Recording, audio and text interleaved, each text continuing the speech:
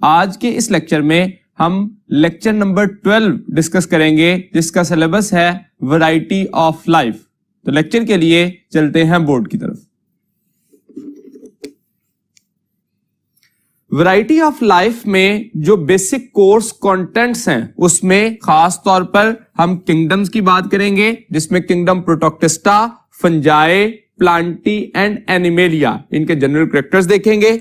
इसके अलावा वायरसेस के बारे में हम डिस्कस करेंगे, जिसमें स्ट्रक्चर ऑफ वायरसेस जो है वो कंसिडर किया गया, और एड्स जो कि एक डिजीज है, वायरल डिजीज है, उसके causative agent, modes of transmission, prevention and control. तो ये आज का हमारा सिलेबस के जो की पॉइंट्स हैं उसमें 3 बेसिक हेडिंग्स हैं। फर्स्ट ऑफ ऑल किंगडम्स को डिस्कस करेंगे, सेकेंडली वायरसेस को, और third one is viral disease. तो चलिए इसमें से स्टार्ट करते हैं नेक्स्ट बोर्ड से।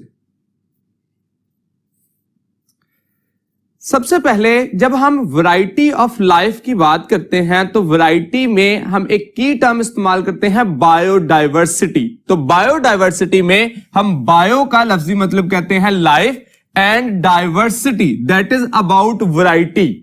अब वैरायटी जो है वो 2 सूरतों में हो सकती है, that is present of number of individual with in the species and the number of species present in this earth. तो एक्चुअली इस दुनिया में मौजूदा स्पीशीज में वैरायटी और एक स्पीशी में मौजूदा इंडिविजुअल्स में वैरायटी को डिस्कस करने के लिए हम देखते हैं बायोडायवर्सिटी। तो उसको कीवर्ड में डिफाइन किया गया, number and variety of species.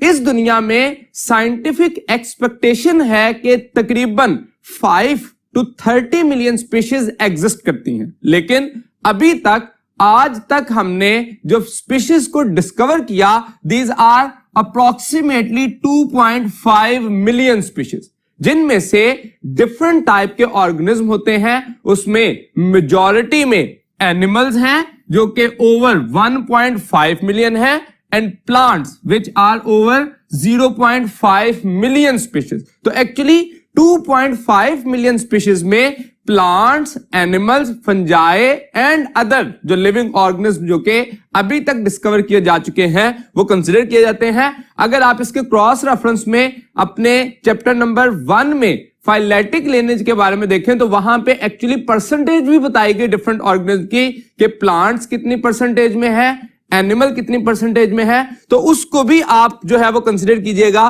ताकि बायोडायवर्सिटी से रिलेटेड एमसीक्यू को बेहतर अंदाज से सॉल्व किया जा सके। अब जो बायोडायवर्सिटी है, जो हम आज तक ये जानते हैं कि तकरीबन 2.5 मिलियन स्पीशीज डिस्कवर की जा चुकी हैं, उन स्पीशीज को क्लासिफाई करना मतलब ग्रुपिंग करना on the basis of similarities and differences. तो वो जो ग्रुप किया गया, क्लासिफाई किया गया, उसकी जरूरत क्यों पेश आई? तो एक्चुअली हम कहते हैं कि इंडिविजुअल्स को रीजनेबल वे में क्लासिफाई करना, मतलब कि उनको प्रॉपरली एक ग्रुप में डिसाइड करना जिसकी बेस पर उनकी सिमिलैरिटीज और डिफरेंसेस को बेहतर अंदाज में स्टडी किया जा सके। जो क्लासिफिकेशन के मेथड्स हैं, क्लासिफिकेशन सिस्टम है, उसमें हम कहते हैं कि ट्रिवियल मेथड और एडवांस वे। अब यहां पे ये हम कॉमनली वर्ड यूज करते हैं कि अपनी कन्वीनियंस के लिए कि रवायती तौर पर या आम तौर पर जो मेथड इस्तेमाल किया जाता था और आज साइंटिफिक वे में जो इस्तेमाल किया जा रहा है, उन दोनों में डिफरेंस क्या है। तो जो रवायती तौर पर या आम तौर पर मेथड इस्तेमाल किया जाता था, उसमें हम मॉर्फोलॉजिकल करैक्टर की बुनियाद पर, जिसमें खास तौर पर कलर की बेस पर, हाइट की बेस पर और डिफरेंट करैक्टर की बेस पर फ्लावरिंग प्लांट्स को क्लासिफाई किया जाता था। यहां पे अब ये जरूरी है बात कि मॉर्फोलॉजिकल करैक्टर, फॉर एग्जांपल एक प्लांट हमने देखा जिसके फ्लावर के कलर रेड है, और दूसरा एक प्लांट देखा जिसका फ्लावर का कलर जो है वो येलो है या कोई और कलर है। तो एक्चुअली मॉर्फोलॉजिकल करैक्टर की बुनियाद पर हम उसे 2 डिफरेंट स्पीशीज से कंसीडर कर लेते हैं। इसी तरह से प्लांट की हाइट की बुनियाद पर, इनफ्लोरेसेंस की बुनियाद पर, और इसके साथ साथ मुख्तलिफ ऐसे करैक्टर जो कि वाज़े तौर पर एपरेंटली हमें नजर आ रहे हैं, तो उस बुनियाद पर हम ये क्लासिफिकेशन जो है वो करते हैं। अब इस क्लासिफिकेशन में ऑब्जेक्शंस क्या आते हैं या लिमिटेशन? देखिए, मुख्तलिफ प्लांट जो है, एक ही स्पीशी के plant more than one colour के फ्लावर जो है वो प्रोड्यूस करते हैं। आमतौर पर देखिए रोज में, तो रोज जो है वो सेम स्पीशी है, रोजा इंडिका, लेकिन उसके जो फ्लावर के कलर हैं वो डिफरेंट हो सकते हैं। तो ऑब्जेक्शन जो था इस पे, ये basic information about the similarities and differences provide नहीं करता था। इसी तरह से ये जो इंडिविजुअल, जैसे मैंने एग्जांपल दी कि प्लांट जो है रोजा इंडिका, उसके फ्लावर का कलर डिफरेंट था, इसी तरह से मुख्तलिफ और ऐसी एग्जांपल हमारे पास मौजूद हैं जिसमें वाज़े तौर पर या देखने में तो उन प्लांट्स में डिफरेंस नजर आता है, लेकिन वो सेम स्पीशीज से बिलोंग करते हैं। तो इस किस्म के इबहाम को खत्म करने के लिए अनदर एडवांस वे यूज किया गया, that is based on evolutionary histories. अब एवोल्यूशनरी रिलेशनशिप जो है वो यहां पे बड़ा इंपॉर्टेंट पॉइंट है कि एक्चुअली जो डिफरेंट इंडिविजुअल्स हैं वो एक दूसरे के साथ रिलेटेड होते हैं अमंग एवोल्यूशनरी एस्पेक्ट। जैसे कुछ इंडिविजुअल जो हैं वो एक दूसरे के साथ रिलेटिवली मोर क्लोज होते हैं एज कंपेयर टू अदर्स। मिसाल के तौर पर स्पैरो में और पिजन में आप देखें तो सिमिलैरिटी जो है वो कंपैरेटिवली ज्यादा है, लेकिन उसके मुकाबले में आप किसी एक बर्ड की किसी दूसरे मैमल के साथ सिमिलैरिटी देखें तो वो डिफरेंट है।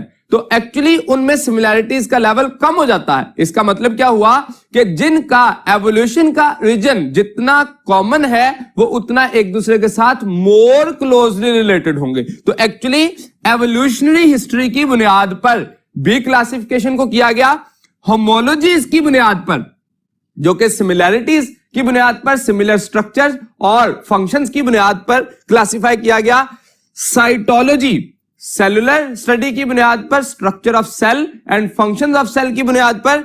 इसी तरह से कंपैरेटिव बायोकेमिस्ट्री, मुख्तलिफ किस्म के जो केमिकल मौजूद हैं, जैसा कि हमने एवोल्यूशन के चैप्टर में यह बात पढ़ी कि साइटोक्रोम सी एक ऐसा केमिकल है जो कि तमाम एरोबिक ऑर्गेनिज्म में या एरोबिक इंडिविजुअल्स में मौजूद होता है। इसका मतलब क्या हुआ कि हमें कंपैरेटिवली डिफरेंट ऑर्गेनिज्म में यह देखना है कि कौन से केमिकल्स कॉमन हैं और कौन से डिफरेंट हैं, जिसकी बुनियाद पर हम उनके एवोल्यूशनरी एस्पेक्ट को भी स्टडी कर सकते हैं। इसके साथ साथ जेनेटिक्स, जो कि उनमें जीन्स मौजूद हैं, sequence and number of nucleotides in DNA है और क्रोमोसोमल नंबर्स हैं। तो ये तमाम डिफरेंट ऐसे एडवांस वेज थे जिसके जरिए हम क्लासिफाई कर सकते हैं इंडिविजुअल को on the basis of similarities and differences. तो अगर जितनी ज्यादा सिमिलैरिटीज होंगी तो सिमिलर ग्रुप में आएंगे और डिफरेंसेस की बुनियाद पर उनको डिफरेंट ग्रुप्स जो है वो एलोकेट किए जाएंगे। तो ये जो क्लासिफिकेशन सिस्टम था उसकी बुनियाद पर हमने दोनों में एक कंपैरिजन देखा कि जो रिवायती मेथड या आम तौर पर अर्लियर स्टडीज में यूज किया जाता था और जो आज के दौर में यूज किया जाता है उसमें से बेहतर कौन सा है। तो that is the based on evolutionary history, homologies, cytology, comparative biochemistry and genetics. तो इन बुनियादों पर जब हम क्लासिफाई करते हैं तो क्लासिफिकेशन के दौरान जो कंफ्यूजन है या जो उनमें प्रॉब्लम्स आ सकती हैं उनको मिनिमाइज किया जा सकता है, खत्म नहीं किया जा सकता, मिनिमाइज किया जा सकता है और एडवांसमेंट के साथ साथ क्लासिफिकेशन का प्रोसेस मजीद बेहतर होता जाता है। अब अगर हम इसी बुनियाद पर क्लासिफिकेशन के डिफरेंट लेवल्स या टेक्सा को देखें तो उसके लिए चलते हैं नेक्स्ट बोर्ड की तरफ। सो क्लासिफिकेशन जो है, जैसे हम इसे डिफाइन करते हैं, grouping of individuals on the basis of similarities and differences. तो जब हम सिमिलैरिटीज की बुनियाद पर सेम इंडिविजुअल को या रिलेटेड इंडिविजुअल को सेम ग्रुप में रखते हैं तो उसके लिए हमने लेवल ऑफ ऑर्गेनाइजेशन को डिसाइड किया, जिसमें हाईएस्ट लेवल जो है दैट इज किंगडम, जो कि एक टेक्सा, हाईएस्ट टेक्सा कंसिडर किया जाता है। एक किंगडम के अंदर रिलेटेड फाइला मौजूद होते हैं और फाइला में एक फाइलम के अंदर रिलेटेड क्लासेस हैं और एक क्लास में related orders and so on. अब यहां पे जो इंपॉर्टेंट पॉइंट है कि किंगडम जो है वो एक most general group of individual होता है जिसमें सिमिलैरिटीज मिनिमम होती हैं और मैक्सिमम डिफरेंसेस होते हैं। Kingdom is the most general group of individual which have maximum differences and minimum similarities. जैसे जैसे आप लोअर लेवल की तरफ आते हैं तो फाइलम के अंदर अब सिमिलैरिटीज क्या हो जाती हैं, बढ़ जाती हैं और डिफरेंस रिलेटिवली कम हो जाते हैं। और अल्टीमेटली जब भी हम स्पीशीज पे आते हैं तो यहां पे आके डिफरेंसेस मिनिमम हो जाते हैं और सिमिलैरिटीज मैक्सिमम हो जाती हैं। तो इस बुनियाद पर हम एक फ्लो चार्ट बनाते हैं कि जब आप किंगडम से स्पीशीज की तरफ आ रहे होते हैं तो स्पेसिफिक हो रहे होते हैं, जनरलाइज्ड से स्पेसिफाई हो रहे होते हैं, और जब स्पीशीज से किंगडम तक क्लासिफाई कर रहे होते हैं तो स्पेसिफिक से जनरलाइज्ड हो रहे होते हैं। तो ये पॉइंट जो है हमें एमसीक्यू के रेफरेंस से पूछा जा सकता है कि जनरलाइज्ड या स्पेसिफिक होने के लिए वे किस तरफ है। इसके अलावा जो एक और इंपॉर्टेंट पॉइंट है कि हमें यहां पे ये भी एमसीक्यू पूछा जा सकता है कि एक फाइलम के अंदर क्या मौजूद होती हैं, रिलेटेड स्ट्रक्चर कौन से हैं, या रिलेटेड टेक्सा कौन से हैं। तो these are actually related classes. इसी तरह से ऑर्डर में रिलेटेड फैमिलीज हैं एंड सो ऑन। इसके अलावा हमें इस सीक्वेंस को भी याद रखना है। इस सीक्वेंस में हमें खास तौर पर यह याद रखना है कि किंगडम जो है उनमें मैनी फाइलम मौजूद होते हैं, एक फाइलम में मैनी क्लासेस हैं और एक क्लास में मैनी ऑर्डर्स हो सकते हैं। तो आपको इस सीक्वेंशियल इवेंट को फॉर एग्जांपल हमें कहा जाए ऑर्डर और जेनस के दरमियान कौन सा टेक्सा आता है, तो दैट इज एक्चुअली फैमिली। इसी तरह से फैमिली और स्पीशी के दरमियान कौन सा है, तो दैट इज जीनस। तो हमें इस रेफरेंस से मैनी टाइप के क्वेश्चन पूछे जा सकते हैं जो कि इस क्लासिफिकेशन के टेक्सा से रिलेटेड हो। जब कॉर्न की क्लासिफिकेशन में हम देखते हैं जो कि एक प्लांट किंगडम से बिलोंग करता है, तो इसमें देखिए किंगडम है प्लांटी। जैसे कि हम जानते हैं कि दो बेसिक किंगडम हमने पढ़े हैं जो कि एनिमेलिया एंड प्लांटी। इसके अलावा 5 किंगडम्स में बाकियों को भी कंसीडर किया गया। तो 5 किंगडम में से एक किंगडम है प्लांटी। जब एक किंगडम के अंदर हम देखते हैं मैनी फाइला हैं, तो फर्स्ट वन इज एंथोफाइटा जो कि फाइलम ऑफ कॉर्न है। इसके अलावा एक फाइलम में जो क्लासेस मौजूद हैं दीज आर एक्चुअली एंजियोस्पर्मी। तो यहां पे अगर आप इसको जनरली याद रखना चाहें जो कि एक कीवर्ड के तौर पर एमसीक्यू को सॉल्व करते हुए, तो जब भी प्लांटी का लफ्ज आता है तो हम कहते हैं किंगडम है, और जब फाइटा का लफ्ज आता है तो एक्चुअली फाइलम के लिए है। जैसे हम जानते हैं कि ट्रैकियोफाइटा और ब्रायोफाइटा, तो ट्रैकियोफाइटा को ही दूसरा नाम एंथोफाइटा दिया जाता है जिससे हम फाइलम को रिकॉग्नाइज कर सकते हैं। इसी तरह से क्लास के लिए हम स्पर्मी जो AE एंड पे लिखा गया उसकी बुनियाद पर हम क्लास को रिकॉग्नाइज कर सकते हैं। पोएलिस जो कि एलिस की बुनियाद पर हम ऑर्डर को रिकॉग्नाइज कर सकते हैं। फैमिली के लिए SC पोएसी कंप्लीट नेम है। जैसे हमारे चैप्टर नंबर 9 में डिफरेंट फैमिलीज के नेम दिए गए, उसमें सोलानेसी, फेबेसी और मुख्तलिफ जो है फैमिलीज दी गई, जिसमें से पोएसी किसकी फैमिली है, कॉर्न की या जीमेज की। और जीनस और स्पीशी नेम जो है वो स्पेसिफिक होता है जिसमें जी जीनस नेम है कॉर्न का, और एक जीनस के अंदर मैनी स्पीशी हो सकती हैं जो कि मेज that is the particular species name of a corn. तो एक्चुअली जी मेज जो कि एक साइंटिफिक नेम भी है, जिस वजह से हमें जी और मेज को लिखते हुए इन दोनों को अंडरलाइन करना भी जरूरी है। ये जो स्ट्रक्चर है कंप्लीटली हमने एक कॉर्न की क्लासिफिकेशन में डिफरेंट टेक्सा के लिहाज से उसको क्या पर्टिकुलर नेम दिए जाते हैं उनको जाना। अब यहां पे हमारे लिए जरूरी क्या है कि हर लेवल पे हमें क्वेश्चन पूछा जा सकता है, जैसे कहा जाए कि कॉर्न का साइंटिफिक क्लासिफिकेशन में किस क्लास से बिलोंग करता है, तो वो एंजियोस्पर्मी है। इसी तरह से कौन सी फैमिली से बिलोंग करता है, तो दैट इज पोएसी। तो हमें हर लेवल पे यहां पे याद रखना है कि इसका कौन सा टैक्सा जो है उसके लिए क्या नाम यूज किया जाता है। अब जैसा कि मैंने ये कहा कि ये जैसे ही किंगडम से स्पीशी की तरफ आएंगे तो स्पेसिफिक होते जाएंगे। यहां पे जो स्पीशीज है ये एक नेचुरल ग्रुप है, ये याद रखिएगा, species is actually a natural group, और जो बाकी तमाम ग्रुप हैं ये मैन मेड कंसिडर किए जाते हैं। मतलब मैन मेड के जो स्पीशीज हैं वो ग्रुप ऑफ स्पीशीज मिलके एक जेनस बनाते हैं। अब उसमें जो ग्रुपिंग की गई वो ह्यूमन ने अपने जो साइंटिफिक प्रोसेस हैं या साइंटिफिक मेथड्स हैं उनकी बुनियाद पर सिमिलैरिटीज या डिफरेंसेस को देखते हुए बनाया। अब देखिए, एक जीनस के अंदर मैनी स्पीशीज मौजूद हैं जो कि ह्यूमन ने उसकी ग्रुपिंग की है। अब अगर कोई एडवांसमेंट आती है और हमें उस ग्रुपिंग में से किसी एक स्पीशी को एक्सक्लूड करना पड़ता है या इंक्लूड करना पड़ता है तो इट इज पॉसिबल। लेकिन स्पीशी के अंदर जो मौजूदा इंडिविजुअल्स हैं हम उनको इंक्लूड या एक्सक्लूड नहीं करते, because that is a group of natural population. तो ये नेचुरल ग्रुप कंसिडर किया जाएगा। इसकी प्रॉपर्टी क्या होनी चाहिए? Which can interbreed freely and produce fertile offspring. Interbreed freely and produce fertile offspring. यहां पे इंटरब्रीडिंग का लफ्ज जो है ये एक बड़ा इंपॉर्टेंट है। जब हम स्पीशीज को सेक्सुअली रिप्रोड्यूसिंग इंडिविजुअल के लिए डिफाइन करते हैं तो ये एक बहुत अच्छी डेफिनेशन है, लेकिन जैसे ही हम एसेक्सुअल रिप्रोडक्शन वाले इंडिविजुअल को क्लासिफाई करते हैं तो इंटरब्रीड का प्रोसेस जो है वो उनमें एक्सेप्शनल केस आ जाता है। जैसे हम देखते हैं बैक्टीरिया के केस में वो इंडिविजुअल एसेक्सुअली रिप्रोड्यूस करते हैं लेकिन उनकी स्पीशीज मौजूद है। इट मींस के इंटरब्रीडिंग जो है वो सेक्सुअली रिप्रोड्यूसिंग इंडिविजुअल में होगी।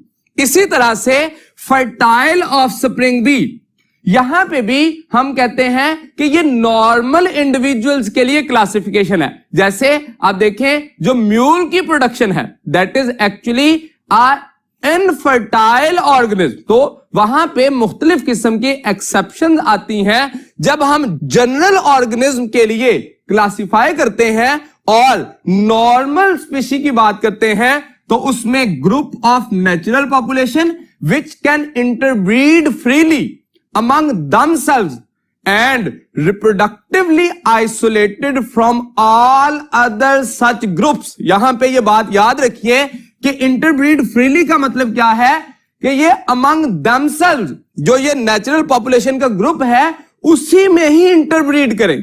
इंटरब्रीडिंग अगर अदर ग्रुप्स में होगी तो वो स्पीशी की इस डेफिनेशन पे अप्लाई नहीं की जा सकेगी। जैसे म्यूल की प्रोडक्शन के लिए हॉर्स एंड डंकी इंटरब्रीड करते हैं तो वो इस स्पीशी की डेफिनेशन पे पूरा नहीं उतरते। Interbreed freely among themselves and reproductively isolated from all other such groups. ये बड़ा इंपॉर्टेंट पॉइंट है यहां पे, और उसके साथ साथ वो प्रोड्यूस करेंगे फर्टाइल ऑफस्प्रिंग को। स्पीशीज को हम कहते हैं these are independent evolutionary unit. Independent का मतलब ये नेचुरल ग्रुप है और एवोल्यूशनरी यूनिट है जो कि बाकियों से इंडिपेंडेंट होता है, but it can form a community as well as other level of organisation. वो एक सेपरेट कंडीशन कंसिडर की जाती है, लेकिन जब हम इंटरब्रीड अमंग देमसेल्व्स की बात करते हैं तो ये एक इंडिपेंडेंट यूनिट के तौर पर कंसिडर किया जाता है। जब हम ये कंप्लीट क्लासिफिकेशन का मेथड जो है पढ़ लेते हैं तो क्लासिफिकेशन में हम क्या कर रहे हैं, साइंटिफिक मेथड इस्तेमाल कर रहे हैं टू क्लासिफाई द इंडिविजुअल्स। लेकिन अर्लियर जो क्लासिफिकेशन के लिए जो साइंटिफिक नेमिंग के लिए प्रोसेस इस्तेमाल किया जाता था दैट इज कॉमन नेमिंग। तो हमें जरूरत किसकी थी, नॉमेनक्लेचर की, a way or system to give systematic name to an organism, या इसी को कह सकते हैं scientific name to an organism. इस साइंटिफिक नेम की या नॉमेनक्लेचर की जरूरत क्यों हुई, तो उसके लिए हमारे पास तीन बड़ी वैलिड रीजन है। पहले नंबर पे क्या थी कि different name for same organism. जैसा कि हम जानते हैं कि पूरी दुनिया में डिफरेंट लैंग्वेजेस बोली जाती हैं और हर इलाके के लिहाज से लैंग्वेज चेंज हो जाती है नॉर्मली, और उस लैंग्वेज की वजह से एक ही ऑर्गेनिज्म का दूसरी लैंग्वेज के अंदर नाम जो है वो चेंज हो जाता है। मिसाल के तौर पर एक ऑर्गेनिज्म जो कि अनियन इंग्लिश में कहा जाता है, प्याज वही इंडिविजुअल है लेकिन उर्दू में कहा जाता है गंडा, बसल, वसल। ये डिफरेंट नेम सेम इंडिविजुअल को डिफरेंट रीजनल लैंग्वेजेस में नाम दिए जाते हैं। जब एक ऑर्गेनिज्म को स्टडी करने की कोशिश की जाएगी इसके जनरल कैरेक्टर्स, तो एक पर्सन जो कि इंग्लिश नेम जानता है और बाकी नहीं जानता तो वो इसको एक सेपरेट ऑर्गेनिज्म कंसीडर कर लेगा, जिसकी वजह से एक कंफ्यूजन क्रिएट होगी और साइंटिफिक नॉलेज यूनिवर्सल नहीं हो पाएगा। तो अल्टीमेटली एक और एग्जांपल यहां पे दी गई अमलतास की, जिसके डिफरेंट नेम थे, अर्गवत था, गोल्डन शावर, गरमाला और पर्जिंग कैशिया। ये डिफरेंट नेम जो है एक ही इंडिविजुअल को, सिमिलर इंडिविजुअल को डिफरेंट नेम्स दिए गए on the basis of regional languages. एक तो मिस्टेक ये थी, दूसरी क्या थी कि सिमिलर नेम दे देना फॉर डिफरेंट ऑर्गेनिज्म। अब मिसाल के तौर पर ब्लूबेल, उसके फ्लावर की शेप की बुनियाद पर डजन्स ऑफ या हंड्रेड्स ऑफ प्लांट्स को जो कि डिफरेंट थे, डिफरेंट स्पीशीज से बिलोंग करते थे, लेकिन तमाम के फ्लावर क्योंकि एक जैसे थे और उनको कॉमनली ब्लूबेल का नेम दे दिया गया। इसी तरह से ब्लैक बर्ड जो कि क्रो और रावण, उनकी मॉर्फोलॉजी की बेस पे, कलर की बेस पे ब्लैक इन कलर होते हैं, इस वजह से दोनों को सेम नेम जो है वो दे दिया गया, दैट इज ब्लैक बर्ड। तो इसका मतलब ये हुआ कि डिफरेंट स्पीशीज के इंडिविजुअल सेम नेम कंसीडर कर सकते हैं, कॉमन नेम हो सकते हैं, और कॉमन इंडिविजुअल के या सेम इंडिविजुअल के डिफरेंट नेम्स भी हो सकते हैं जब हम कॉमन नेम यूज करेंगे। इसके अलावा एक तीसरा बड़ा जो इसकी वजह से कंफ्यूजन आती थी, that is no scientific basis of an name of an organism. जैसा कि हम नाम इस्तेमाल करते हैं सिल्वर फिश, लफ्ज इस्तेमाल किया फिश, एक्चुअली सिल्वर फिश एक फिश नहीं है, इंसेक्ट है। तो फिश का लफ्ज इस्तेमाल किया गया जो कि साइंटिफिक बेसिस जो है फिश की प्रॉपर्टीज को पूरा नहीं करता। इसी तरह से स्टारफिश है जो कि इनवर्टिब्रेट से बिलोंग करती है, अकाइनोडर्मेटा से बिलोंग करती है, एक्चुअली ये भी फिश नहीं है। इसी तरह से जेलीफिश, क्रेफिश, ये सारे नाम कॉमनली नाम इनके साथ इस्तेमाल किया गया फिश, लेकिन ये फिश नहीं है। तो इसका मतलब ये हुआ कि कुछ कॉमन नेम ऐसे थे जिनकी साइंटिफिक बेस ही नहीं है, कुछ कॉमन नेम ऐसे थे जो कि डिफरेंट इंडिविजुअल के लिए एक ही नेम इस्तेमाल किया जा रहा था, कुछ नेम ऐसे थे जो कि इंडिविजुअल जो है वो सेम थे लेकिन नेम रीजनल लैंग्वेजेस की बुनियाद पर डिफरेंट थे। तो ये मुख्तलिफ किस्म की कंफ्यूजन क्रिएट करेंगे। उस कंफ्यूजन से बचने के लिए एक यूनिवर्सल मेथड ऑप्ट किया गया और उस मेथड के जरिए पूरी दुनिया में मौजूदा जो सिस्टमैटिक्स या टेक्सोनोमिक क्लासिफिकेशन थी उसमें रूल्स डिसाइड कर दिए गए कि इन बुनियादों पर या ये बेसिक प्रॉपर्टीज होनी चाहिए जिसकी बुनियाद पर हम साइंटिफिक नेम यूज करेंगे और वो पूरी दुनिया पे यूनिवर्सली एक जैसे अप्लाई होंगे फॉर साइंटिफिक स्टडीज। तो जो रूल बनाए गए, जो कि साइंटिफिक नेम दिए गए, उसको नाम दिया गया, उस प्रोसेस को नाम दिया गया बायनोमियल नोमेनक्लेचर। तो उसके लिए चलते हैं नेक्स्ट बोर्ड की तरफ। नोमेनक्लेचर में जो मोस्ट रेलेवेंट या मोस्ट अप्रोप्रिएट मेथड था दैट वाज बायनोमियल नोमेनक्लेचर, जो कि कार्लस लिनियस ने परफॉर्म किया। और इस मेथड को जो नेमिंग का मेथड था, साइंटिफिक नेमिंग का, उसमें उसने कहा कि these are scientific names comprises of two words. यहां पे कार्लस लिनियस ने जो मेथड दिया वो बहुत जल्दी से ही जो मकबूल हुआ, फेमस हुआ, और उसकी बुनियाद पर उसने प्लांट्स और एनिमल्स के लिए एक बुक लिखी जिसमें 1753 में और 1758 में प्लांट्स और एनिमल्स के जो कि नाउन प्लांट्स और एनिमल्स थे उनको साइंटिफिक नेम दिए और इसके साथ साथ फिर ये प्रोसेस जो है वो प्रोसीड करता गया और आज के दौर में millions of plants and animals are classified और नेम्ड एज साइंटिफिकली। तो उस साइंटिफिक नेमिंग के जो रूल्स बनाए कार्लस लिनियस ने, उसमें सबसे पहला रूल क्या था कि scientific names from Latin word, इन्होंने लैटिन लैंग्वेज से साइंटिफिक नेम को चूज किया। दूसरे नंबर पे इन्होंने कहा that scientific name should be composed of 2 words, जो कि 2 वर्ड्स पर मुश्तमिल होना चाहिए। फर्स्ट वर्ड जो है वो किससे होना चाहिए, जेनस से या जेनरिक नेम होना चाहिए, और always begin with capital letter, ये एक रूल था। सेकंड वर्ड जो था उन्होंने कहा that will be refers to the species and always begin with small letter. तो ये एक प्रॉपर्टी थी साइंटिफिक नेम की, जिसके 2 हिस्से होने चाहिए। पहला हिस्सा साइंटिफिक नेम का क्लासिफिकेशन में से जेनरिक नेम, और दूसरा हिस्सा जो है वो क्लासिफिकेशन में से स्पीशीज नेम कंसिडर किया जाएगा। तीसरी जो इन्होंने इंपॉर्टेंट बात कही कि साइंटिफिक नेम जो है that should be underlined separately. Separately का मतलब कि जीनस नेम जो है वो सेपरेट किया जाए अंडरलाइन, और स्पीशी नेम सेपरेट अंडरलाइन किया जाए। इफ रिटन बाय हैंड, अगर आप हाथ से लिख रहे हैं तो इस सूरत में, और अगर आप टाइपिंग कर रहे हैं कंप्यूटर पे तो that should be in italic format. तो ये 3 बेसिक ऐसे फॉर्मेट थे या ऐसे रूल्स थे जिसकी बुनियाद पर बायनोमियल नोमेनक्लेचर को डिसाइड किया गया। अगर इसी से रिलेटेड हम एक एमसीक्यू देखें तो scientific name of Amaltas is, alpha option है एलियम सिपा, बीटा होमो सेपियंस, चार्ली सोलनम ट्यूबरसम, तो डेल्टा ऑप्शन है दैट इज कैशिया फिस्टुला। तो ये 4 ऑप्शन जो है वो दी गई। इसमें से साइंटिफिक नेम का अब ऊपर वाले रूल्स आप देख सकते हैं। एलियम जो है वो जेनरिक नेम है, फर्स्ट लेटर उसका क्या है, कैपिटल। सेपा ये एक्चुअली स्पीशी नेम है और फर्स्ट लेटर उसका क्या है, स्मॉल।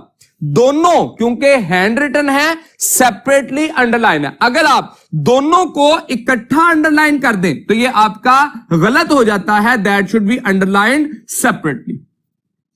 इनमें से हमें चूज कौन सा करना है, अमलतास। तो राइट ऑप्शन कौन सी होगी, that will B cassia fistula. उसमें से एलियम सिपा देखिए तो ये एक्चुअली अनियन का नेम था, होमोसेपियन ह्यूमन का साइंटिफिक नेम है, सोलनम ट्यूबरसम ये पोटैटो का साइंटिफिक नेम है, और कैशिया फिस्टुला अमलतास का है। अब ये डिफरेंट साइंटिफिक नेम जो है हमारे इस चैप्टर में या बाकी डिफरेंट बुक के हिस्सों में ये साइंटिफिक नेम दिए गए हैं, तो आपको एक टेबल की सूरत में इसको बनाना चाहिए ताकि साइंटिफिक नेम और कॉमन नेम जो है वो आप याद रख सकें, जो कि एमसीक्यू में पूछे जा सकते हैं। अब ये दोनों तरह से एमसीक्यू आ सकता है, या कहा जाए common name of cassia fistula is, तो आपको अमलतास जो है वो गिवन ऑप्शन में से चूज करना होगा, और अगर कहा जाए scientific name of Amaltas is तो आपको साइंटिफिक नेम चूज करना होगा, दैट इज कैशिया फिस्टुला। तो ये जो क्वेश्चन है इसकी बुनियाद पर आप एक टेबल जनरेट करते हैं जिसमें आप डिफरेंट साइंटिफिक नेम और कॉमन नेम जो है उनको याद करते हैं। जब हमने ये बायनोमियल नोमेनक्लेचर किया तो जैसे हमने कहा कि इस दुनिया में आज तक many millions of almost 5 million to 30 million species मौजूद हैं, जिसमें से सिर्फ 2.5 मिलियन ही हम डिस्कवर कर चुके हैं, और उसमें से डिफरेंट को हमने साइंटिफिक नेम जो है वो प्रोवाइड किए हैं। अब वो जो साइंटिफिक नेम प्रोवाइड किए उनकी फर्दर ग्रुपिंग के हायर टेक्सा की तरफ गए, तो जो लार्जेस्ट टेक्सा था दैट इज अबाउट किंगडम। तो जब हमने किंगडम सिस्टम ऑफ क्लासिफिकेशन में जनरलाइज किया तो कहा जाता है there are 2 to 5 kingdom system of classification, या हमारी बुक में इस टॉपिक के फर्स्ट लाइन में लिखा गया 2 to 6 किंगडम ऑफ क्लासिफिकेशन। तो एक्चुअली 2 to 5 किंगडम या 2 to 6 kingdom system of classification में सबसे पहला जो लेवल दिया गया दैट इज 2 किंगडम सिस्टम। जब पहली दफा क्लासिफाई किया गया तो ऑब्जर्वेशन की बुनियाद पर जनरल मॉर्फोलॉजिकल बेस पर कहा गया कि जो इंडिविजुअल्स हैं वो 2 तरह के हो सकते हैं, प्लांटी और एनिमेलिया। जब हम प्लांटी कहते हैं तो उसकी 2 प्रॉपर्टीज जो कि आमतौर पर हमें नजर आती थी, first of all autotroph and non motile. कोई भी प्लांट हेट्रोट्रॉफ नहीं होता और कोई भी प्लांट मोटाइल नहीं होता। इस बुनियाद पर इसको क्लासिफाई कर दिया गया। फिर एनिमेलिया देखे गए तो ऐसे इंडिविजुअल जो कि हेट्रोट्रॉफ है, डिपेंड करते हैं फूड के लिए अदर सोर्सेस पे लाइक प्लांट्स पे, और मोटाइल होते हैं। इन दोनों बेसिक डिफरेंस की बुनियाद पर टू ग्रुप ऑफ इंडिविजुअल जो है बना दिया गया। अब जिस वक्त ये ग्रुप बनाए गए तो वो ऑब्जर्वेशंस की बुनियाद पर थी, जिसमें कुछ ऑब्जेक्शंस आई, जैसे कि फर्स्ट ऑब्जेक्शन जो है वो यूग्लिना पे थी। अब यूग्लिना जो है वो ऐसा इंडिविजुअल है जो कि प्लांट लाइक और एनिमल लाइक दोनों तरह की करैक्टर रखता है, जिस वजह से कंफ्यूजन थी कि इसको प्लांट्स में रखा जाए या एनिमल में। जैसा कि प्लांट लाइक करैक्टर्स का क्या था, प्रेजेंस ऑफ क्लोरोफिल, फोटोसिंथेटिक था, और एनिमल लाइक करैक्टर क्या था, देयर मोटाइल एक्टिविटी, ये मूवेबल था, जिस वजह से दोनों की एक एक करैक्टर थी, जिस वजह से ये ना तो प्लांट्स में प्रॉपर्ली आता था ना एनिमल्स में। उसकी दूसरी जो बेसिक प्रॉपर्टी थी, इन्होंने जब प्लांटी को क्लासिफाई किया तो उसमें प्लांट्स और तमाम माइक्रो ऑर्गेनिज्म को इसी में कंसिडर कर लिया। लेकिन बाद में ई चैटन ने 1937 में दो टर्म्स जो है उनको क्लासिफाई किया, प्रोकैरियोटिक जो कि प्रोकैरियोट्स थे जिनमें न्यूक्लियस प्रॉपर्ली या वेल डिफाइंड नहीं था, जिसमें बैक्टीरिया और साइनोबैक्टीरिया कंसिडर किए गए, और eukaryotic which have well defined nucleus. अब यहां पे ये दो प्रॉब्लम्स आ गई थी कि प्लांट लाइक और एनिमल लाइक करैक्टर दोनों जिसमें मौजूद हैं उनको क्या किया जाए, और बैक्टीरिया और उससे रिलेटेड स्पीशीज के लिए क्या क्लासिफिकेशन मेथड इस्तेमाल किया जाए। तो इस वजह से इस मेथड की बजाय एक अनदर मेथड दिया गया, that is three kingdom system of classification. इस मेथड को, इस क्लासिफिकेशन सिस्टम को एक्सप्लेन करने वाले साइंटिस्ट थे अर्नस्ट हैकेल। इन्होंने 1966 में ये जो है बताया कि एक्चुअली किंगडम्स जो है एक किंगडम का इजाफा किया। ये जो प्रॉब्लम्स आ रही थी, इन ऑब्जेक्शंस या लिमिटेशंस को सॉल्व करने के लिए उन्होंने प्रोटिस्टा जो है वो फाइलम जो है वो जनरेट किया। उसमें उन्होंने यूग्लिना लाइक और बैक्टीरिया को इसमें कंसिडर किया। अब प्लांटी और एनिमेलिया उसी तरह से रखे, लेकिन इस पे भी कुछ ऑब्जेक्शंस आए। जैसे ऑब्जेक्शंस क्या थे कि इन्होंने जो यूग्लिना यूकैरियोट्स थे और बैक्टीरिया प्रोकैरियोट थे, उनको एक ही ग्रुप में रख दिया। दूसरे नंबर पर जो सबसे बड़ा ऑब्जेक्शन था वो क्या था कि इन्होंने फंजाई जो कि अब्जॉर्प्टिव हेट्रोट्रॉफ थे, उनकी कुछ यूनिक प्रॉपर्टीज थी, उनकी क्लासिफिकेशन का कोई जिक्र नहीं किया। तो इस पे भी कुछ ऑब्जेक्शंस आए, जिसमें पहला ऑब्जेक्शन के प्रोकैरियोट और यूकैरियोट एक ही ग्रुप में नहीं हो सकते।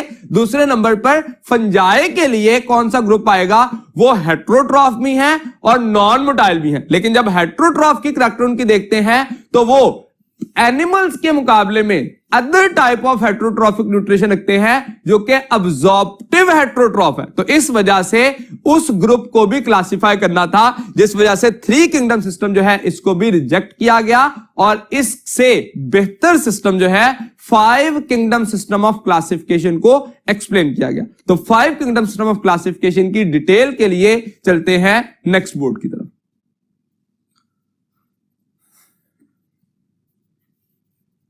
जब हम क्लासिफिकेशन की बात करते हैं तो two kingdom system of classification के ऑब्जेक्शंस हमने देखे कि उसमें हमने एक्चुअली वो यूग्लिना और बैक्टीरिया को प्रॉपर्ली क्लासिफाई नहीं किया था।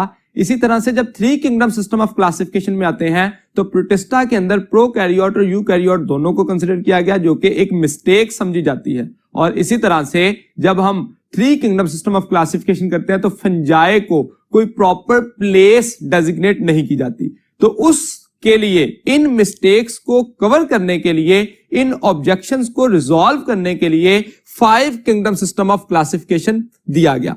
इस सिस्टम को रॉबर्ट वाइटेकर ने एक्सप्लेन किया और इसकी जो क्लासिफिकेशन की बेसिस थी, तीन बेसिक क्लासिफिकेशन बेसिस थी, जिसमें different level of cellular organisations थी, इसके साथ साथ mode of nutrition and nature of the cell. तो इन तीन बुनियादों पर, जैसे न्यूट्रिशन की बात करें तो प्रो ऑटोट्रॉफिक थे, हेट्रोट्रॉफिक थे, जिसमें हेट्रोट्रॉफिक को फर्दर क्लासिफाई किया गया अब्जॉर्प्टिव और इंजेस्टिव हेट्रोट्रॉफ। तो एक्चुअली इन बेसिस पर क्लासिफाई किया, जिसमें 5 किंगडम्स के name मोनरा, protista, fungi, Plantae and animalia, तो ये 5 किंगडम जो है उनके नाम दिए गए, जिनकी जो क्लासिफिकेशन के लिए जो फर्दर एस्पेक्ट्स लिए गए उसमें मोड ऑफ न्यूट्रिशन था, जो कि मोनरा के केस में ऑटोट्रॉफिक और हेट्रोट्रॉफिक हो सकते हैं। हम जानते हैं कुछ बैक्टीरिया जो है वो फोटोसिंथेटिक होते हैं, कुछ कीमोसिंथेटिक है और कुछ पैरासिटिक या सेप्रोफिटिक बैक्टीरिया के तौर पर काम करते हैं, और अल्टीमेटली उनमें न्यूट्रिशन जो है वो मिक्सअप होती है ऑटोट्रॉफिक या हेट्रोट्रॉफिक। इसी तरह से सेल्स देखें तो मोनरा में बैक्टीरिया यूनिसेलुलर होते हैं, some of them can possess colonial organisation, लेकिन जनरली ये यूनिसेलुलर होते हैं। नेचर देखें तो प्रोकैरियोटिक हैं, लोकोमोशन में मोटाइल होते हैं, which has flagella, they are motile, and those which have no flagella, these are non-motile। तो जनरली या यूजुअली हम इसके लिए वर्ड इस्तेमाल करते हैं मोटाइल। आप जानते हैं कि नॉन मोटाइल में कौन से बैक्टीरिया आते हैं? एट्राइकस, जिनके पास अपना फ्लैजिलम नहीं होता, और हमने एग्जांपल देखी थी कि यूजुअली जो कॉकस या कोकाए बैक्टीरिया हैं दे हैव नो फ्लैजिला। तो आपको एक्सेप्शन भी पता होनी चाहिए कि कौन से मोटाइल नहीं होते। सेल वॉल देखें तो इनकी सेल वॉल की जो बेसिक कंपोजिशन है दैट इज पेप्टाइडोग्लाइकन, जिसको दूसरा नाम म्यूरिन भी दिया जाता है। तो cell wall is made up of murein और पेप्टाइडोग्लाइकन। एग्जांपल्स में बैक्टीरिया एंड साइनोबैक्टीरिया। अब हमने एक मोनरा जो स्ट्रक्चर है, जो किंगडम है, उसको अगर डिफाइन करना चाहें तो ये कीवर्ड्स हैं, जिसमें ऑटोट्रॉफिक और heterotrophic, unicellular, prokaryotic, motile, cells which have cell wall made up of murein और पेप्टाइडोग्लाइकन। तो यानी कि हमें ये तमाम जो टर्म्स हैं इनको लिख के कीवर्ड्स बनाया जा सकता है कि ये किस फाइलम को जो है रिप्रेजेंट करता है। प्रोटिस्टा में देखें तो जो 2 बेसिक कैरेक्टर हैं, जैसे न्यूट्रिशन, इनमें भी दोनों तरह से हो सकती है, सेल की बेस पर यूनिसेलुलर या मल्टीसेलुलर हो सकते हैं, जिसको हम सिंपल मल्टीसेलुलर का नाम देते हैं। इनकी नेचर यूकैरियोटिक है, यूजुअली मोटाइल हैं। इसमें कुछ सेल ऐसे होते हैं या कुछ इंडिविजुअल ऐसे हैं जो मोटाइल हैं और कुछ नॉन मोटाइल हैं, और इसके बाद इनकी सेल वॉल मोस्टली सेलुलोज से बनी होती है, जिसमें एग्जांपल है यूग्लिना एंड अमीबा। जब हम ये फाइल किंगडम पढ़ते हैं प्रोटिस्टा, तो इसमें हम ये बात करते हैं कि that kingdom is based on principle of exclusion. Actually इसमें तमाम वो इंडिविजुअल मौजूद हैं जो कि फंजाई से, प्लांटी से या एनिमेलिया से कुछ रिजेंबलेंस रखते हैं, लेकिन उनसे इनको एक्सक्लूड किया गया है। तो एक्चुअली ये प्रिंसिपल ऑफ एक्सक्लूजन की बेस पर है, इस वजह से इनमें तमाम करैक्टर जो है वो मौजूद होते हैं। ये ऑटोट्रॉफिक और हेट्रोट्रॉफिक भी हैं, लेकिन अगर इसका एक करैक्टर देखें यूकैरियोटिक, ये वो करैक्टर है जो कि फंजाई, प्लांटी एंड एनिमेलिया से रिजेंबलेंस रखता है। तो हमें यहां पे इस बेस पर भी क्वेश्चन पूछा जा सकता है कि कौन सा ऐसा करैक्टर है जो कि फंजाई, प्लांटी और एनिमेलिया तीनों के साथ एंसेस्ट्रल रिलेशनशिप शो करता है इसकी, तो दैट इज यूकैरियोटिक। इसी तरह से फंजाई पे आए तो इनका जो की ऑब्जेक्ट है या की फीचर है दैट इज अब्जॉर्प्टिव हेट्रोट्रॉफ।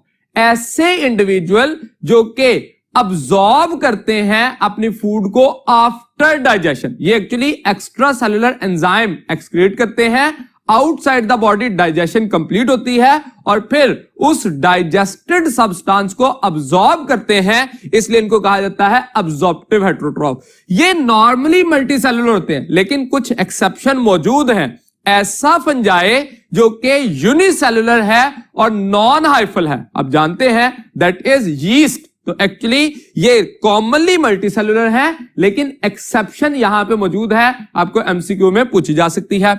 ये टोटली यूकैरियोट होते हैं, नॉन मोटाइल होते हैं, हाइफी होते हैं, लेकिन मोटिलिटी शो नहीं करते। काइटिन की इनकी सेल वॉल है, और एग्जांपल में यीस्ट है, पेनिसिलियम है, मशरूम एटसेट्रा, डिफरेंट इसकी एग्जांपल जो है वो मौजूद है। प्लांटी पे आइए तो ये ट्रू ऑटोट्रॉफ है। कोई भी ऐसा प्लांट दुनिया में एग्जिस्ट नहीं करता जो कि ऑटोट्रॉफिक मोड ऑफ न्यूट्रिशन ना रखता हो। तो एक्चुअली इनकी जो एक यूनिक प्रॉपर्टी है जो कि इनको बाकी तमाम से डिफरेंस करती है, that is autotrophic mode of nutrition. ये मल्टीसेल्युलर होते हैं, यूकैरियोट होते हैं और नॉन मोटाइल होते हैं। यानी कि ये तीन ऐसी कैरेक्टर्स हैं जो कि रिजेंबल करती हैं इसकी किसके साथ, फंजाई के साथ। और इनकी जो सेल वॉल है मोस्टली सेलुलोज पर मुश्तमिल होती है। और इसके एग्जांपल देखें तो ब्रायोफाइटा है, ट्रैकियोफाइटा है जिसमें एंजियोस्पर्म है, जिम्नोस्पर्म्स है and many others. Chapter number 9 completely इस फाइलम पे लिखा गया। एनिमेलिया पे आए तो ये हेट्रोट्रॉफ है। और कौन से हेट्रोट्रॉफ है, इंजेस्टिव हेट्रोट्रॉफ। तो फंजाई से ये रिजेंबल करते हैं हेट्रोट्रॉफिक मोड ऑफ न्यूट्रिशन, लेकिन डिफर करते हैं on the basis of ingestive. Ingestive का मतलब क्या है, ऐसे इंडिविजुअल जो कि अपनी फूड को इनगल्फ करने के बाद डाइजेस्ट करें।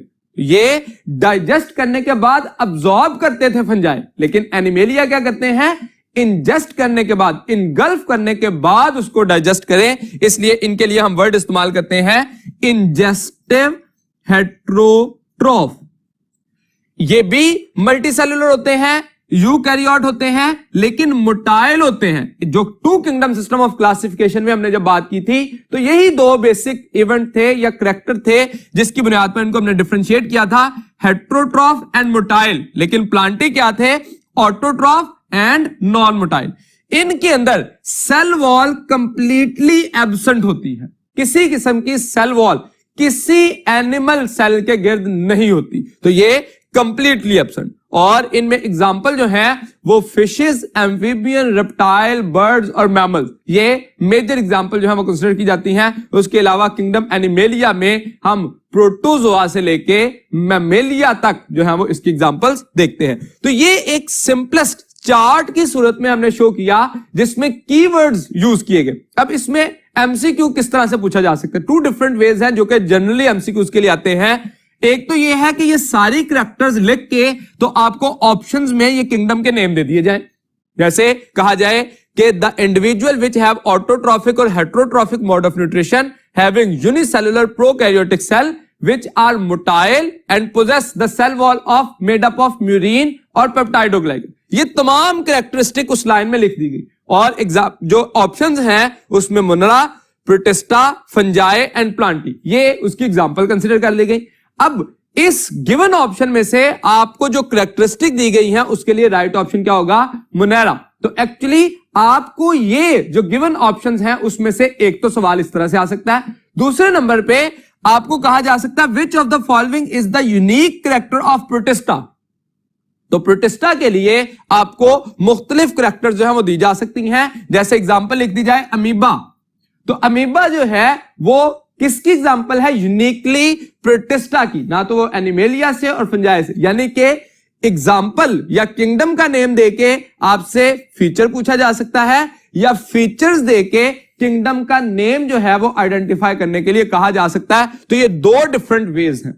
अब ये वाला जो मॉडल था 5 किंगडम सिस्टम का, उसको प्रपोज किया रॉबर्ट वाइटेकर ने और इसको मॉडिफाई किया फर्दर साइंटिफिक एडवांसमेंट की बेस पे। किसने, लायन मार्गलस एंड कार्लन श्वार्ट्ज। तो मार्गलस एंड श्वार्ट्ज ने 1969 में इसको मॉडिफाई किया। किस बेस पे, on the basis of cellular organisation, on the basis of mode of nutrition, cytology, genetics and most important organelles of symbiotic origin। दो ऑर्गेनल जो हैं वो सिम्बायोटिक ओरिजिन में हैं जिसमें हम जानते हैं क्लोरोप्लास्ट एंड माइटोकॉन्ड्रिया। अगर आप अपनी बुक की डायग्राम देखें फिगर 5.2 तो उसमें एक फ्लो चार्ट दिया गया जो कि बेस है 5 किंगडम सिस्टम ऑफ क्लासिफिकेशन की।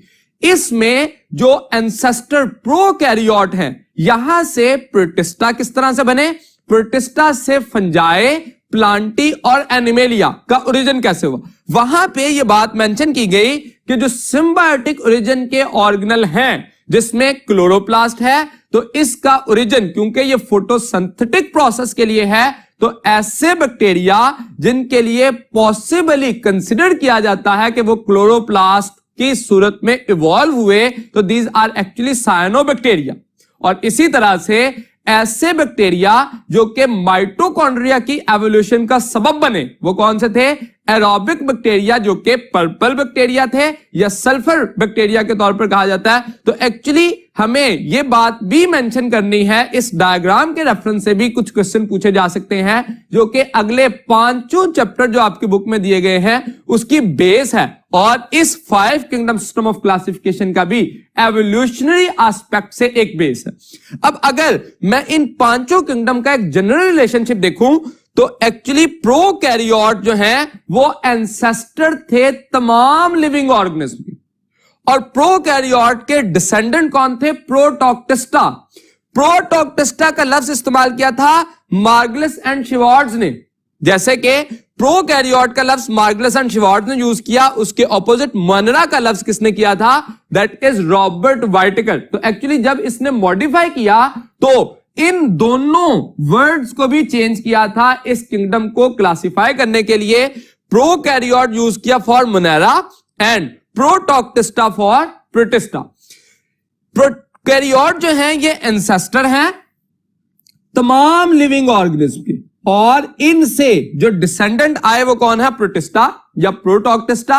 अब प्रोटोक्टिस्टा जो हैं वो 3 तरह के थे यूजुअली, जिसमें प्लांट लाइक प्रोटिस्ट थे, एनिमल लाइक प्रोटिस्ट थे एंड फंजाई लाइक प्रोटिस्ट थे। तो जो प्लांट लाइक प्रोटिस्ट थे उनसे इवॉल्व हुए प्लांटी, जो एनिमल लाइक प्रोटिस्ट थे उनसे इवॉल्व हुए एनिमल्स या किंगडम एनिमेलिया के इंडिविजुअल, और फंजाई लाइक प्रोटिस्ट से फंजाई इवॉल्व हुए। तो एक्चुअली ये एवोल्यूशन के प्रोसेस में अगर हमें कहा जाए कि प्लांटी का एंसेस्टर कौन है, तो डायरेक्ट एंसेस्टर कौन है?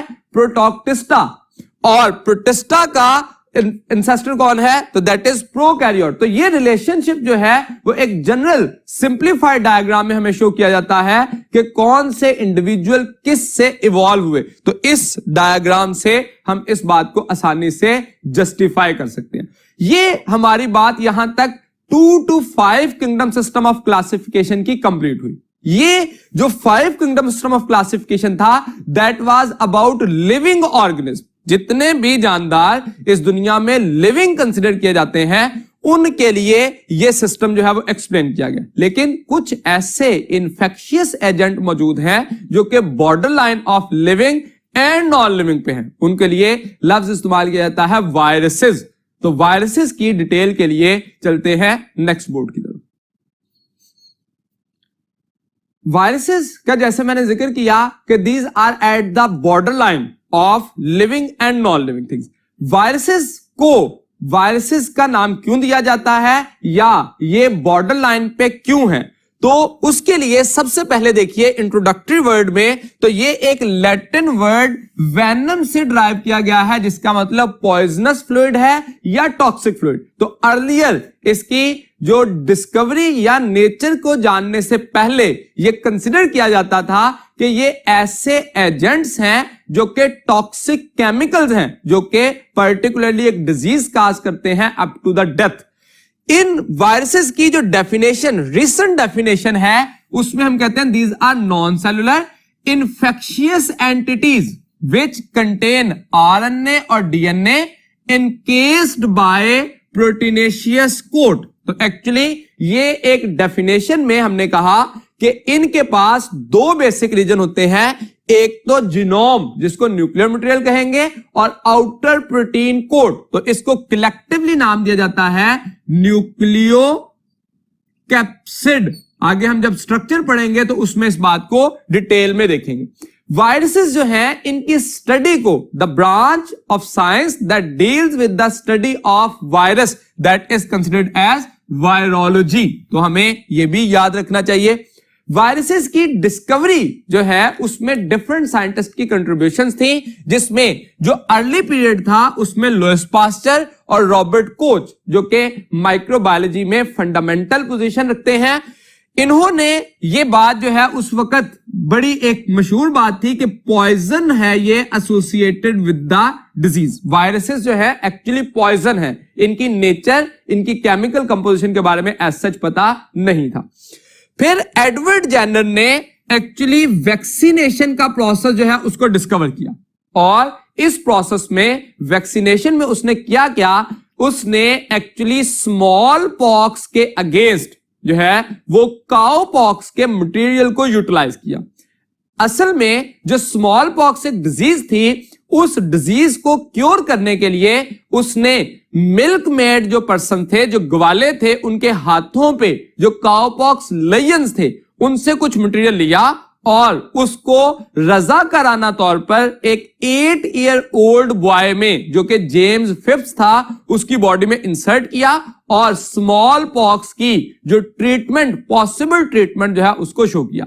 अब ये उसने ट्रीटमेंट तो की, लेकिन वो इस मैकेनिज्म को नहीं समझ पाया कि एक्चुअली किस मैकेनिज्म के जरिए स्मॉल पॉक्स की ट्रीटमेंट हो गई। इस प्रोसेस के जरिए उसने चंद लोगों की उस वक्त ट्रीटमेंट की, लेकिन मैकेनिज्म एक्सप्लेन नहीं कर पाया। इसी प्रोसेस को लुइस पास्चर ने कॉलेरा डिजीज के लिए मैकेनिज्म के जरिए एक्सप्लेन किया और उसने एडवर्ड जेनर को ऑनर देते हुए लफ्ज इस्तेमाल किया वैक्सीनेशन। क्यों वैक्सीनेशन? क्योंकि वैक्सी में वैक्सा का वर्ड जो है actually that literal mean for cow. तो क्योंकि काउ पॉक्स के कुछ लेजेंड्स लिए गए थे, तो उसने काउ पॉक्स की वजह से काउ के लफ्ज से वैक्सा का वर्ड ड्राइव किया और उससे लफ्ज इस्तेमाल किया वैक्सीन, या प्रोसेस को कहा वैक्सीनेशन। तो ये एडवर्ड जेनर का वैक्सीनेशन का प्रोसेस जो था वो भी एक वायरल डिजीज के लिए था, तो इसलिए इसको भी एक जो है वो माइलस्टोन कंसीडर किया जाता है वायरल इंफेक्शन को अंडरस्टैंड करने के लिए। फिर चार्ल्स चैम्बरलैंड ने, जो कि पास्चर्स एसोसिएट था, उसने ये बात बताई कि बैक्टीरिया जो है वो पोर्सलीन फिल्टर पेपर से पास नहीं होते, लेकिन रेबीज काजिंग एजेंट जो है, ऐसा रेबीज एक ऐसी डिजीज है जो कि बाइट ऑफ डॉग्स या कैट्स या फॉक्स की वजह से हो सकती है। और उस डिजीज का जो कॉजेटिव एजेंट था, उसने कहा कि ये जो causative agent of rabies disease है वो इस पोर्सलीन फिल्टर पेपर से पास हो जाता है, लेकिन बैक्टीरिया पास नहीं करते।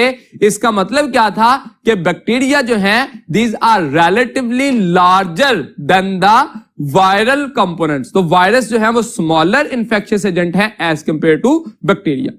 अब ये बात जब कंफर्म हुई तो उसके बाद डिफरेंट साइंटिस्ट ने इस फिल्टरेबल वायरसेस को जो है वो डिटरमिन करने की कोशिश की, जिसमें आइवानोस्की ने टोबैको मोज़ेक वायरस, जो कि टोबैको मोज़ेक डिजीज काज करता था, उसके बारे में बताया कि ये फिल्टरेबल है। और उसके बाद foot and mouth diseases and yellow disease या येलो फीवर के लिए इन्होंने जो फिल्टरेबल एजेंट थे वायरसेस, उनको आइडेंटिफाई किया। यहां तक अभी सिर्फ फिल्टरेबल और नॉन फिल्टरेबल तक की डिबेट थी। ये अभी कोई नहीं जान पाया था कि वायरस का स्ट्रक्चर क्या है और उसकी नेचर कैसी होती है। इससे नेक्स्ट में टॉट एंड डहेल्ड, ये दो साइंटिस्ट थे जिन्होंने इंडिपेंडेंटली 1915 और 1917 में बैक्टीरियोफेजेस डिस्कवर किए। ऐसे वायरसेस जो कि बैक्टीरिया ईटर होते हैं, यानी कि बैक्टीरियल कॉलोनी की लाइसिस करते हैं, उनको डिस्कवर किया। और डहेल वो साइंटिस्ट थे जिन्होंने बैक्टीरियोफेज की टर्म यूज की। तो ये पॉइंट भी एमसीक्यू में पूछा जाता है। डिस्कवरी तो टॉट और डहेल दोनों की थी, लेकिन डहेल ने बैक्टीरियोफेज की टर्म यूज की थी। इसने ये कहा कि these are actually bacteria eater. ये मिसलीडिंगली बाजुकात कंफ्यूजन हो जाती है कि हम समझ लेते हैं कि बैक्टीरियोफेज एक बैक्टीरिया है, एक्चुअली ये क्या है, ये एक वायरस है। तो bacteriophage is a bacteria eater, ये वो वायरस है जो कि बैक्टीरियल कॉलोनी की लाइसिस करने में इन्वॉल्व होता है। और लास्ट पे the most important contribution in the discovery of virus bye Stanley. Stanley ने फिल्टरेबल एजेंट को प्योरीफाई किया और क्रिस्टलाइज किया, और वो कौन सा फिल्टरेबल एजेंट था? Tobacco mosaic virus. यानी कि टोबैको मोज़ेक वायरस जो है वो इसने फिल्टरेबल जो है वो शो किया और इसको प्योरीफाई किया और इसकी क्रिस्टलाइजेशन के जरिए इसके स्ट्रक्चर को आइडेंटिफाई किया।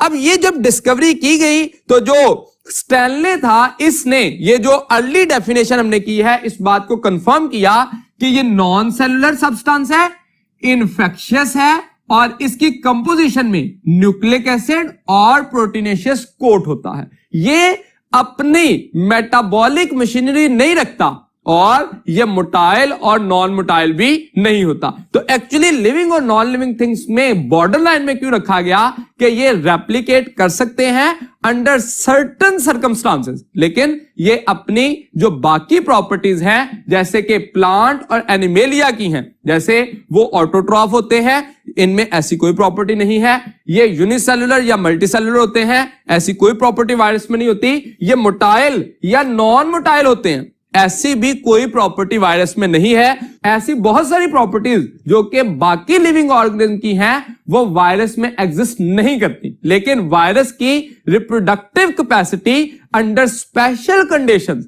इनको लिविंग ऑर्गेनिज्म की कैपेसिटी के करीब लाती है। तो वायरसेस का जो स्टैनले ने क्रिस्टलाइजेशन के बाद स्ट्रक्चर एक्सप्लेन किया उसको जानने के लिए चलते हैं नेक्स्ट बोर्ड की तरफ।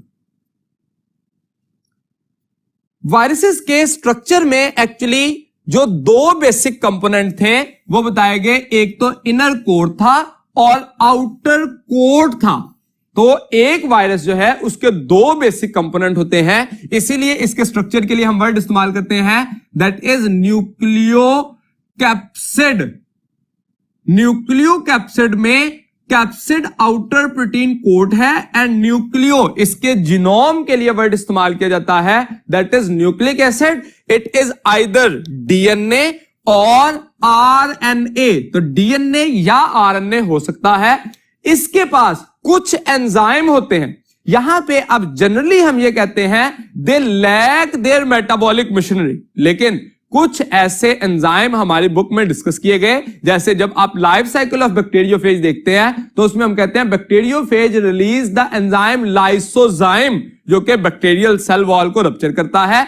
इसी तरह से जब हम एचआईवी का लाइफ साइकिल देखते हैं तो उसमें हम कहते हैं कि वायरस के पास एंजाइम मौजूद होते हैं रिवर्स ट्रांसक्रिप्टेज। तो ये कुछ एग्जांपल हमारी बुक में दी गई, लेकिन जनरली ये कहा गया कि they lack the metabolic machinery और synthetic use the synthetic machinery of the host cell. तो यहां पे इनके पास एंजाइम्स भी होते हैं, जिसमें मैंने एग्जांपल दी कि लाइसोजाइम है और उसके साथ साथ कौन से एंजाइम, दूसरे एंजाइम हमने कहा रिवर्स ट्रांसक्रिप्टेज, लेकिन ये एक एक्सेप्शनल केस है, तमाम वायरसेस में एग्जिस्ट नहीं करता।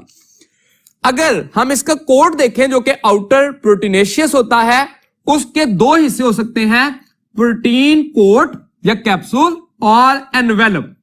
अब जो प्रोटीन कैप्सूल है वो तो तमाम वायरस में होना जरूरी है, लेकिन जो एनवेलप है वो कुछ वायरस में होगा, उनको नाम दिया जाएगा एनवेलप्ड वायरसेस, और कुछ ऐसे हैं जो कि एनवेलप एक्वायर नहीं करते, उनको नाम दिया जाता है नॉन एनवेलप्ड और नेकेड वायरसेस। तो एक्चुअली कोड जो है वो या तो सिर्फ प्रोटीन पर मुश्तमिल होगा या protein will be covered by the envelope.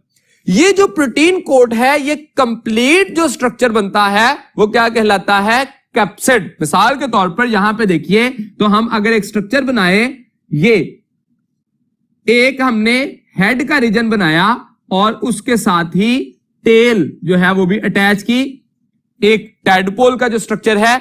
अब ये सारा स्ट्रक्चर जो कि हेड और टेल है that is actually protein capsule. अगर इसके गिर्द एनवेलप मौजूद हो तो ये एनवेलप्ड है, और अगर ना हो तो ये नेकेड या नॉन एनवेलप्ड है।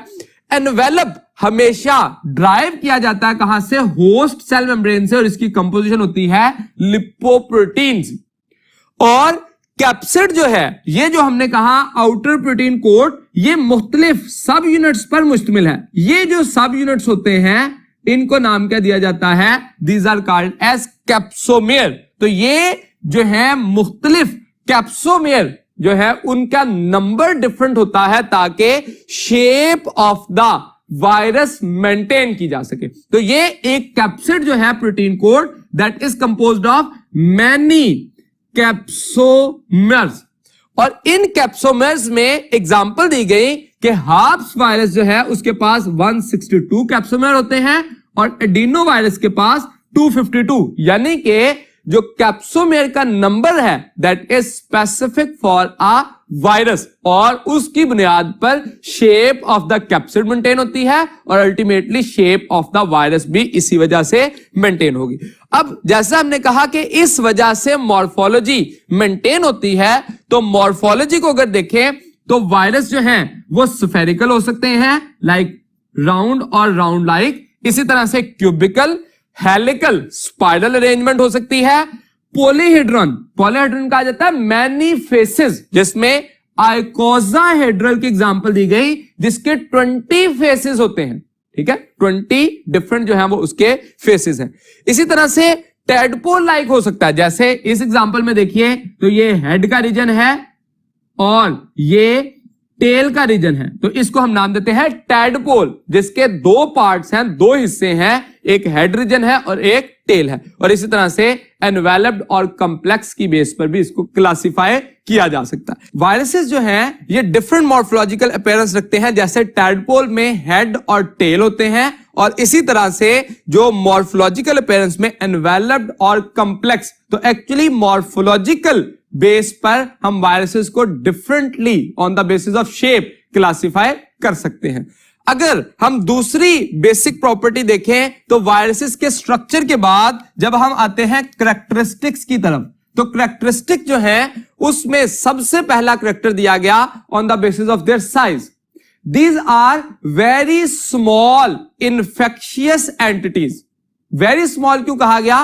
क्योंकि इनका साइज नैनोमीटर में होता है। और अब यहां पे लाजमन याद रखिए कि जो 3 रेंजेस हैं, एक ऐसे स्ट्रक्चर जो कि हम अपनी नेकेड आई से देख सकते हैं जो कि 1 मिलीमीटर या उससे ज्यादा बड़े होते हैं, जैसे ही 1 मिलीमीटर से स्मॉलर और माइक्रोमीटर की रेंज में आएंगे तो उनको हम देख सकते हैं लाइट माइक्रोस्कोप से, और लाइट माइक्रोस्कोप से भी नीचे जो साइजेस हैं वो नैनोमीटर में आ जाएंगे, जो कि वायरसेस के हैं, जिनको हम इलेक्ट्रॉन माइक्रोस्कोप से ही ऑब्जर्व कर सकते हैं। तो यहां पे जो रेंज दी गई पॉक्स वायरस और पैरवो वायरस का जो डायमीटर है वो हमारी बुक में मेंशन किया गया है, दैट इज 250 नैनोमीटर और 20 नैनोमीटर रिस्पेक्टिवली। इनका साइज बैक्टीरिया के मुकाबले में 10 to 100 टाइम स्मॉलर होता है। तो यहां कहा जाता है कि जो स्मॉलेस्ट बैक्टीरिया है वो अप्रोक्सीमेटली इक्वल टू साइज है up to the largest virus. तो जो स्मॉलेस्ट बैक्टीरिया है हम जानते हैं कि वो कौन है? माइकोप्लाज्मा, जिसका साइज तकरीबन 0.1 माइक्रोमीटर या 100 नैनोमीटर होता है। तो जो स्मॉलेस्ट बैक्टीरिया है वो लार्जेस्ट वायरस के साइज के अप्रोक्सीमेटली इक्वल होता है। तो यहां पे हम कहते हैं बैक्टीरिया जो है वो कंपैरेटिवली लार्जर होते हैं।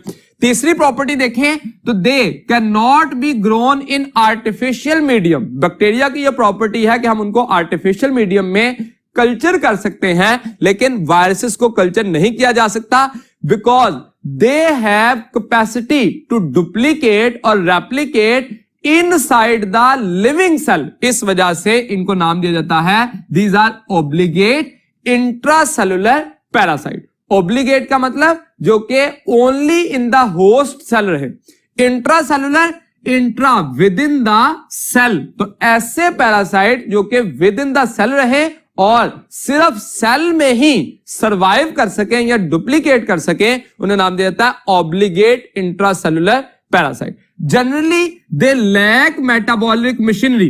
तो अगर इनके पास अपनी मेटाबॉलिक मशीनरी यानी कि एंजाइम्स बैटरी नहीं होती, सीरीज ऑफ एंजाइमेटिक रिएक्शन के लिए मल्टीपल एंजाइम एक्वायर नहीं करते, तो वो किसके यूज करते हैं? They use the synthetic machinery और metabolic machinery of the host cell. तो एक्चुअली यहां पे हम कहेंगे अगर इनके पास अपनी मेटाबॉलिक मशीनरी नहीं होती तो ये किसकी यूज करते हैं? होस्ट सेल की मेटाबॉलिक मशीनरी, जिसके अंदर ये अपने आप को रेप्लिकेट कर देते हैं। बहुत सारे वायरसेस ऐसे हैं जो कि रेप्लिकेशन के दौरान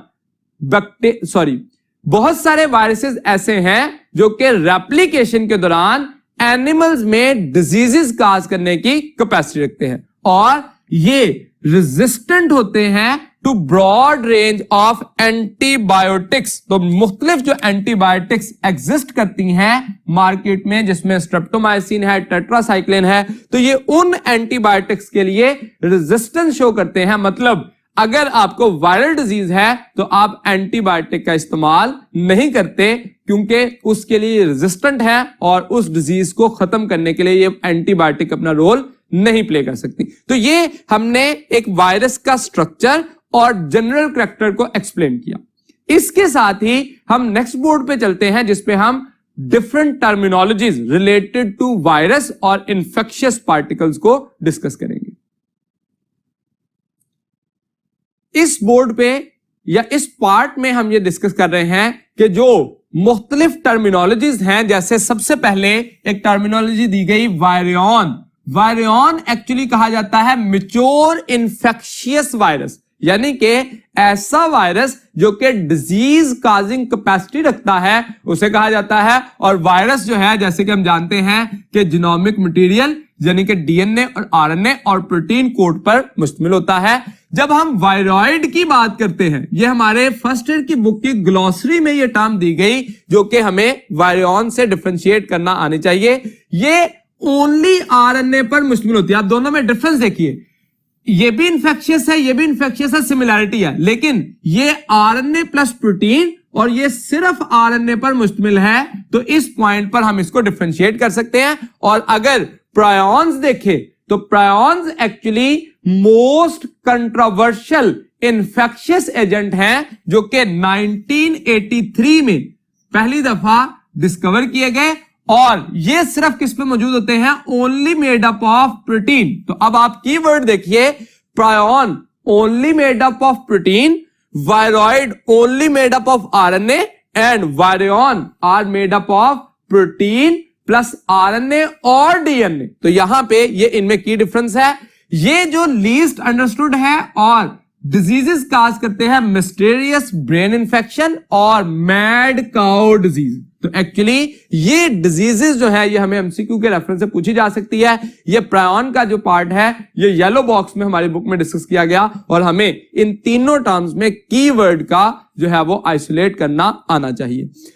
अब अगर हम एक वायरस की जो एग्जांपल है उसको कोड करें, रेट्रोवायरसेस। रेट्रोवायरसेस को हम जब डिफाइन करते हैं तो उसमें हम कहते हैं ये स्फेरिकल इन शेप होते हैं, 100 नैनोमीटर इन डायमीटर है, एनवेलप्ड है और आरएनए ट्यूमर काजिंग वायरस है। यानी कि इनकी अपीयरेंस स्फेरिकल है, इनका जो डायमीटर है वो 100 नैनोमीटर है और इनके ऊपर होस्ट सेल मेम्ब्रेन का एनवेलप है और आरएनए इन नेचर है। इनको रेट्रो का लफ्ज क्यों इस्तेमाल किया जाता है? Because they contain an enzyme reverse transcriptase.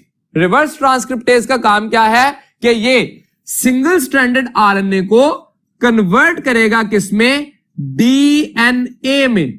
अब यहां पे ये बात याद रखिए कि जब हम आरएनए टू डीएनए कन्वर्जन कहते हैं, अगर मैं यहां पे आरएनए और डीएनए लिखूं तो ये हम सिंपली वर्ड इस्तेमाल कर रहे हैं single stranded RNA to DNA. लेकिन याद रखिए कि सिंगल स्ट्रैंडेड आरएनए से डायरेक्ट डबल स्ट्रैंडेड डीएनए नहीं बनता, बल्कि सिंगल स्ट्रैंडेड आरएनए से पहले सिंगल स्ट्रैंडेड डीएनए बनता है और फिर उस सिंगल स्ट्रैंडेड डीएनए की डुप्लीकेशन होती है और उससे डबल स्ट्रैंडेड डीएनए बनता है। ये दोनों इवेंट कौन कराता है? रिवर्स ट्रांसक्रिप्टेज एंजाइम, और इसी प्रोसेस को हम कहते हैं रिवर्स ट्रांसक्रिप्शन। इसकी प्रॉपर्टी देखें तो जो रेट्रोवायरस है दैट इज होस्ट स्पेसिफिक। ये एक्चुअली जो वाइट ब्लड सेल्स हैं ह्यूमन में पर्टिकुलरली उनको डैमेज करता है या उन पे अटैक करता है और उन पे मौजूदा रिसेप्टर जिनको CD4 रिसेप्टर या क्लस्टर डिफरेंशिएटर रिसेप्टर का नाम दिया जाता है। अब CD cluster differentiator and 4 that is the number जो कि 1 से लेके 1000 तक होते हैं। तो एक्चुअली रिसेप्टर की स्पेसिफिसिटी जो है वो CD4 है जिस पे रेट्रोवायरस अटैक कर सकते हैं। और इन वायरसेस को की प्रॉपर्टी है, इनकी खूबी है कि ये लाइटिक के साथ साथ लाइसोजेनिक प्रॉपर्टी भी रखते हैं। कैसे? जब ये वायरल आरएनए रिवर्स ट्रांसक्रिप्शन के जरिए डीएनए में कन्वर्ट होता है और डीएनए में कन्वर्ट होकर ये एंटर होता है न्यूक्लियस में, और न्यूक्लियस में होस्ट क्रोमोसोम के अंदर इंटीग्रेट कर जाता है, उस प्रोसेस को नाम दिया जाता है प्रोवायरस। तो ऐसा वायरस जो कि होस्ट क्रोमोसोम के अंदर उसका डीएनए इनकॉर्पोरेट कर जाएगा तो उस वक्त कहलाएगा प्रोवायरस। और ये प्रोवायरस जो है जैसे जैसे सेल डिवाइड करते रहेंगे तो नेक्स्ट प्रोजेनी ऑफ सेल्स में ये ऐड होता रहेगा, और जिस वक्त ये वायरस जो है या वायरल डीएनए होस्ट डीएनए का हिस्सा होगा और नेक्स्ट सेल्स के अंदर नेक्स्ट प्रोजेनी ऑफ सेल्स में जब एंटर हो रहा है तो उस वक्त ये कैंसर काजिंग कैपेसिटी रखता है। इसी वजह से इनको ट्यूमर काजिंग वायरस भी कहा जाता है। इनकी एग्जांपल देखिए तो दीज आर HIV और human immunodeficiency virus that can cause AIDS. अब अगर इस डेफिनेशन की बुनियाद पर आप इसका स्ट्रक्चर देखें तो इसमें ये एनवेलप्ड है। एनवेलप में क्या क्या चीजें होती हैं? एक तो स्पाइक्स होती हैं और वायरल एनवेलप है। ये स्पाइक्स जो है एक्चुअली रिस्पॉन्सिबल होती हैं to detect the CD4 receptor at helper T lymphocyte. और ये जो एनवेलप है viral envelope that is actually host specific या होस्ट मेम्ब्रेन से ड्राइव किया हुआ है। इसका जो इंटरनल कैप्सिड है वो एक पर्टिकुलर प्रोटीन या कैप्सोमेर यूनिट्स पर मुश्तमिल होता है। और जब जीनोम की बात करें तो आरएनए के 2 मॉलिक्यूल्स हैं।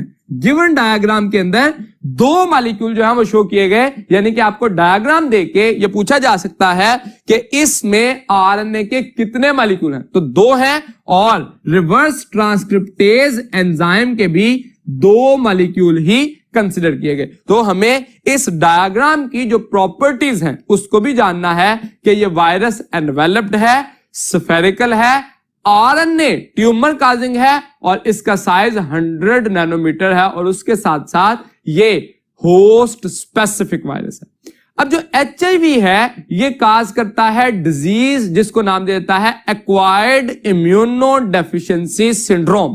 तो ये एड्स काज करता है जिसके लिए हम HIV लाइफ साइकिल को पढ़ते हैं। तो HIV लाइफ साइकिल या एड्स के लिए चलते हैं नेक्स्ट बोर्ड की तरफ।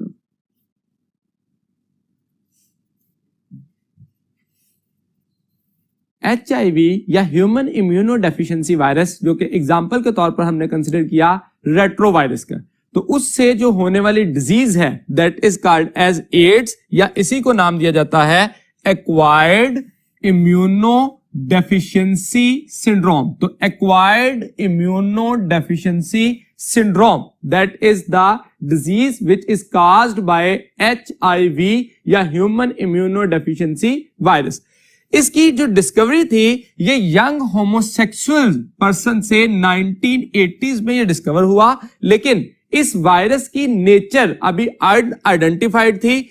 इस डिजीज के जो सिम्टम्स थे या साइन थे उसमें severe pneumonia, rare vascular cancer, sudden weight loss that is the most important thing, and swollen lymph nodes, और उसके साथ साथ जनरल लॉस ऑफ इम्यूनिटी। जैसे कि इसके नाम से वाज़ेह है that is acquired for immuno deficiency, तो इसमें जनरल लॉस ऑफ इम्यूनिटी जो है वो ऑब्जर्व की जाती है। तो ये वो सिम्टम्स थे जो कि एड्स की वजह से एक या एक से ज्यादा सिम्टम जो है वो शो हो सकते हैं।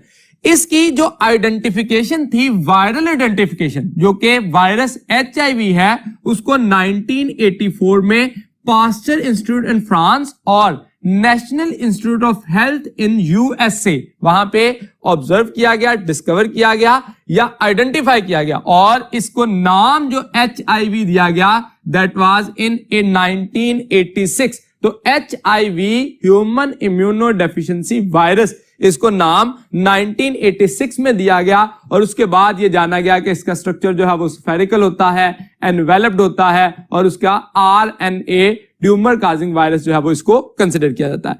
इसकी ससेप्टेबिलिटी जो है ये हेल्पर टी लिम्फोसाइट पर अटैक करता है, जिस पे इसके ऊपर खास रिसेप्टर होते हैं CD4 रिसेप्टर्स। ये इसके अलावा इसकी मेजॉरिटी में ये सेल्स को अटैक करता है हेल्पर टी लिम्फोसाइट को। इसके अलावा ये सेंट्रल नर्वस सिस्टम के सेल्स को भी इफेक्ट करने की कैपेसिटी रखता है। तो ये पॉइंट जो है वो हमें विद रेफरेंस टू एमसीक्यू पूछा जाता है कि क्या ये सिर्फ हेल्पर टी लिम्फोसाइट को अटैक करता है, तो नहीं, मेजॉरिटी में उनको अटैक करता है, लेकिन उसके साथ साथ सीएनएस को या सेंट्रल नर्वस सिस्टम के सेल्स को भी अटैक कर सकता है। इसकी होस्ट स्पेसिफिसिटी देखें तो ये डिजीज पर्टिकुलरली ह्यूमन में काज करता है, लेकिन ये भी ऑब्जर्व किया गया कि ये मंकी में इन्फेक्ट और रेप्लिकेट तो कर सकता है, लेकिन डिजीज काजिंग कैपेसिटी इसकी सिर्फ और सिर्फ किसमें है, that is only in human.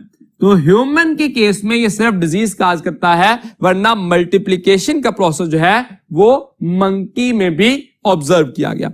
इसकी जो मोड ऑफ ट्रांसमिशन है, first one is intimate sexual contact. अगर किसी ऐसे पर्सन से जो कि इन्फेक्टेड पर्सन है उसके साथ सेक्सुअल कांटेक्ट हो तो उस वजह से ट्रांसमिशन हो सकती है। इसी तरह से ब्लड ट्रांसफ्यूजन या ब्लड रिलेटेड प्रोडक्ट्स की ट्रांसफ्यूजन से भी अगर इन्फेक्टेड पर्सन से नॉर्मल को ब्लड दिया जाए तो ट्रांसमिशन के चांसेस हैं। ब्रेस्ट फीडिंग से या प्रिक ऑफ इन्फेक्टेड नीडल्स, ये तमाम चीजें जो हम यहां पे कह रहे हैं अगर इन्फेक्टेड पर्सन से नॉर्मल को की जाए तो ट्रांसमिशन के चांस है। अगर नॉर्मल पर्सन से नॉर्मल को होगा तो इसकी ट्रांसमिशन नहीं हो सकती। हमेशा इन्फेक्टेड पर्सन से अगर ये सारे प्रोसेस किए जाएं तो नॉर्मल पर्सन में इसकी ट्रांसमिशन के चांसेस हैं। इससे प्रिवेंट कैसे किया जा सकता है, what are the preventive measure. जैसा कि हम जानते हैं कि इस डिजीज का जो प्रॉपर क्योर है वो पॉसिबल नहीं है, so preventive measures are the best method to control the disease, जिसमें हम कहते हैं avoid direct contact with HIV infected person. ऐसा पर्सन जो कि इन्फेक्टेड है उससे डायरेक्ट कांटेक्ट किसी भी सूरत में नहीं होना चाहिए, या फ्लूइड रिलेटेड कांटेक्ट, इसको हम सिंपली कहते हैं, जो कि ब्लड हो सकता है, सलाइवा हो सकता है, ब्रेस्ट मिल्क हो सकता है, या सेक्सुअल कांटेक्ट। ये फ्लूइड कंटेंट्स हैं जिसकी वजह से इसकी ट्रांसमिशन के चांस है और उनको हमें प्रिवेंट करना है इन्फेक्टेड पर्सन से। इसके साथ साथ अवॉइड शेयरिंग सिरिंजेस या नीडल्स या वो तमाम सर्जिकल इंस्ट्रूमेंट्स जो कि ब्लड रिलेटेड कांटेक्ट में आते हैं, उन तमाम को अवॉइड किया जाता है इन्फेक्टेड पर्सन के बाद नॉर्मल के लिए इस्तेमाल करने से। इसी तरह से सेक्सुअल कांटेक्ट भी इनहिबिट किए जाते हैं या प्रोहिबिटेड होते हैं इन्फेक्टेड पर्सन से। तो ये ट्रांसमिशन और प्रिवेंटिव मेजर। लेकिन इसके साथ साथ हमें यह कहा जाता है कि वैक्सीनेशन का अभी तक प्रॉपर जो है वो मौजूद नहीं है, लेकिन एक्सपेरिमेंटल ट्रायल के तौर पर साउथ अफ्रीका में 2001 में इसको यूटिलाइज किया गया, लेकिन अभी तक इसकी हम प्रॉपर वैक्सीनेशन या प्रॉपर ट्रीटमेंट जो है 100% क्यूरेबल ट्रीटमेंट के बारे में नहीं अंडरस्टैंड कर पाए। तो ये जो एड्स है ये HIV की वजह से होती है। इसकी जो इन्फेक्शियस जो सेल हैं जो मेजॉरिटी में इन्फेक्ट होते हैं वो कौन से हैं, हेल्पर टी लिम्फोसाइट, जो कि टाइप है व्हाइट ब्लड सेल्स के, और उनकी इन्फेक्शन के लिए ये जो लाइफ साइकिल एक्वायर करते हैं, लाइफ साइकिल ऑफ HIV को जानने के लिए चलते हैं नेक्स्ट बोर्ड की तरफ। HIV का जो लाइफ साइकिल है, जैसे मैंने कहा कि ये हेल्पर टी लिम्फोसाइट को इन्फेक्ट करते हैं और उस इन्फेक्शन के दौरान ये हेल्पर टी लिम्फोसाइट पे सबसे पहला काम होता है अटैचमेंट एंड एंट्री। अटैचमेंट के लिए, क्योंकि ये होस्ट स्पेसिफिक है या सेल स्पेसिफिक है जनरली, जिसमें इन्हीं सेल को ये रिकॉग्नाइज करते हैं, और उस रिकॉग्निशन के लिए जो हेल्पर टी लिम्फोसाइट है that contain particular receptor which are CD4 receptor और क्लस्टर डिफरेंशिएटर रिसेप्टर, जो कि एक्चुअली हेल्पर टी लिम्फोसाइट पर मौजूद होते हैं, और उनको रिकॉग्नाइज किया जाता है with the help of spike of envelope of the HIV। तो यहां पे इस स्ट्रक्चर के जरिए जो हमारे पास स्पाइक्स मौजूद हैं इसके ऊपर, उसकी वजह से इसको जो है वो एनवेलप की वजह से इसको रिकॉग्नाइज किया जाता है। अब हम एक जनरलाइज स्ट्रक्चर इसका देख चुके थे पहले कि इसके पास RNA स्ट्रैंड होते हैं, इसका कैप्सिड है, कैप्सिड के बाहर एनवेलप है, और इसके कैप्सिड के अंदर जो है वो रिवर्स ट्रांसक्रिप्टेज एंजाइम मौजूद होता है। जैसे अटैचमेंट होगी तो एंट्री जो है उसकी वजह से आरएनए का मॉलिक्यूल और स्पाइक्स जो है वो कुछ सेल साइटोप्लाज्म में, इस एरिया को हम नाम देंगे सेल साइटोप्लाज्म या होस्ट साइटोप्लाज्म। ये प्रोसेस सारा कहां पे हो रहा है? होस्ट साइटोप्लाज्म में। अब जो ये स्ट्रक्चर है इसमें सबसे पहले हमने ये देखे 2 आइडेंटिकल आरएनए मॉलिक्यूल, इससे एक आरएनए का मॉलिक्यूल जो है वो फर्दर रिवर्स ट्रांसक्रिप्शन के लिए यूटिलाइज किया जाएगा। तो सबसे पहले आरएनए से आरएनए डीएनए हाइब्रिड बनेगा। यहां पे जब रिवर्स ट्रांसक्रिप्शन होनी है तो यह बात याद रखिएगा कि ट्रांसक्रिप्शन का प्रोसेस होता है डीएनए से आरएनए बनना। तो यहां पे पहले आरएनए के मॉलिक्यूल से जो सिंगल स्ट्रैंडेड डीएनए बनेगा, तो ये फॉर एग्जांपल हमारे पास एक आरएनए का मॉलिक्यूल है, इससे जो डबल स्ट्रैंडेड स्ट्रक्चर बना है उसमें एक तो है आरएनए और एक बनेगा डीएनए का मॉलिक्यूल, जिसको मैंने ब्लू लाइनिंग में शो किया, ये डीएनए है फॉर एग्जांपल। अब डीएनए का मॉलिक्यूल जो है वो फर्दर यहां से क्या होगा? डुप्लेक्स की सूरत में कन्वर्ट होगा। ये जो आरएनए का मॉलिक्यूल है यहां पे क्या हो जाएगा? डिग्रेडेड। आरएनए क्या हो जाएगा? डिग्रेड हो जाएगा, जो कि इस वायरस का था, और डीएनए का सिंगल स्ट्रैंड डबल स्ट्रैंड में कन्वर्ट हो गया। इस पूरे प्रोसेस को नाम क्या दिया जाएगा? Reverse transcription. अब यहां पे जो इंपॉर्टेंट पॉइंट है कि जो आरएनए से जब डीएनए बना सिंगल स्ट्रैंडेड, उसके बाद एक स्ट्रैंड की क्या हुई है? डुप्लीकेशन। तो इसका मतलब रिवर्स ट्रांसक्रिप्टेज एंजाइम ने ही जो डीएनए पॉलीमरेज की एक्टिविटी थी, डुप्लीकेशन ऑफ डीएनए, उसको परफॉर्म कर रहा है। इसीलिए हम इसको नाम देते हैं आरएनए डिपेंडेंट डीएनए पॉलीमरेज, क्योंकि आरएनए मॉलिक्यूल से डबल स्ट्रैंडेड डीएनए बना है, जिसमें इंटरमीडिएट क्या था? Single stranded DNA molecule. तो ये हमारे पास एक स्कीम है सिंगल स्ट्रैंडेड आरएनए से डबल स्ट्रैंडेड डीएनए बनने के लिए। तो ये जो है हमने कहा कि डबल स्ट्रैंडेड डीएनए है। Now that double stranded DNA can enter in the nucleus of host cell, जहां पे जाके ये double stranded DNA of chromosome में इंटीग्रेट करेगा। तो यहां पे जिस वक्त ये वायरल डीएनए इसमें ऐड हुआ तो इसको नाम क्या दिया जाएगा? प्रोवायरस। जो आरएनए का डबल स्ट्रैंडेड डीएनए है that will be incorporated in the double stranded DNA of host chromosome. तो ये होस्ट क्रोमोसोम जो कि रेड पार्ट शो किए और ब्लू पार्ट जो हमने शो किया दैट इज एक्चुअली प्रोवायरस। ये प्रोवायरस जो है यहां पे ट्रांसक्रिप्शन का प्रोसेस करेगा और इस ट्रांसक्रिप्शन के जरिए क्या बनेगा? RNA, viral RNA. Now that viral RNA will be translated and able to form protein. अब यहां पे ये बात गौर कीजिए कि जब प्रोवायरस की ट्रांसक्रिप्शन हुई तो उससे एक दफा जीनोमिक आरएनए बन गया जो कि वायरल आरएनए है। उसके बाद फिर से ट्रांसक्रिप्शन हुई तो उस आरएनए की ट्रांसलेशन से कैप्सिड बनेगा। एक और ट्रांसक्रिप्शन हुई और उस आरएनए से ट्रांसलेशन के जरिए क्या बनेगी? उसका जो रिवर्स ट्रांसक्रिप्टेज है। तो अल्टीमेटली ट्रांसक्रिप्शन और ट्रांसलेशन के जरिए viral protein synthesis, viral RNA, and then the translation will responsible to form the viral protein। यहां पे ये सारा स्ट्रक्चर जो है वो सेल साइटोप्लाज्म के अंदर इकट्ठा हो गया। Now that all components will be arranged in a particular manner by using the enzymes present in cell cytoplasm। तो सेल साइटोप्लाज्म या होस्ट साइटोप्लाज्म के कंपोनेंट्स को इस्तेमाल करते हुए इस स्ट्रक्चर को क्या किया जाएगा? असेंबली की जाएगी। असेंबली का मतलब आइडेंटिकल आरएनए के मॉलिक्यूल, 2 मॉलिक्यूल्स, उसके साथ साथ रिवर्स ट्रांसक्रिप्टेज और उसके गिर्द कैप्सिड जो है उसको अरेंज किया जाएगा और उस अरेंजमेंट के बाद इसको एक्सोसाइटोसिस के जरिए सेल से बाहर निकाला जाएगा। अब यहां पे देखिए सेल के साइटोप्लाज्म के अंदर जिन चीजों की असेंबली हुई है उसमें कौन सी चीज इन्वॉल्व नहीं थी? तो that is the envelope. Envelope is the only part which is present around the capsid which is formed by the host cell membrane. बाकी जो उसका कैप्सिड था, सिंगल स्ट्रैंडेड आरएनए मॉलिक्यूल थे और उसके साथ साथ रिवर्स ट्रांसक्रिप्टेज थे। These all are assembled in the host cytoplasm. तो इस प्रोसेस में हमने 4 एक्चुअल इवेंट देखे। सबसे पहले अटैचमेंट एंड एंट्री, दूसरे नंबर पर reverse transcription and integration. Integration क्या था? Entry of incorporation of provirus in the DNA of host cell. तो एक्चुअली इसको नाम दिया जाएगा इंटीग्रेशन, जो कि इंटीग्रेज एंजाइम की मदद से होगी। और उसके बाद ट्रांसक्रिप्शन और ट्रांसलेशन के बाद जो है क्या बनेगा? असेंबली, और उसके बाद ये स्ट्रक्चर जो है वो रिलीज हो जाएगा।